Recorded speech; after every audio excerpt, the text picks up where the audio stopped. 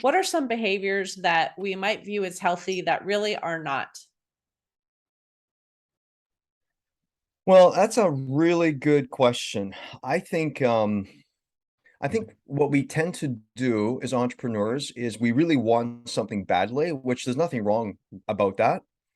I think a very unhelpful behavior is to let go of your values.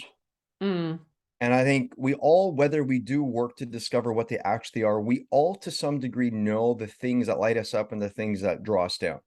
mhm, And I think we often are willing to trade in our highest values for that allure of momentary success and that hit. Like perhaps I could just win if I would just let go for half a second. And you know what's interesting? One of the things that I was really drawn to within your podcast, you talk about avoiding penalties and staying well within compliance. I think mhm. to myself, Right.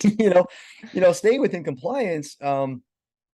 I would just say I think we um we run into big trouble if we think we can entertain the thought of letting go of our values. Because as soon as we do that, that's when there's absolute need for enforcement, like penalties and Mhm, compliance.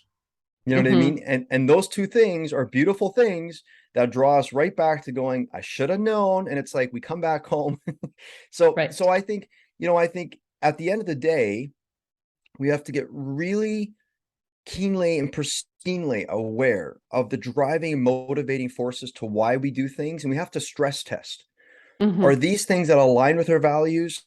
And if they do, I think that's good news then, because then when the moment comes, when business gets difficult, because we all know it does get difficult. Mhm.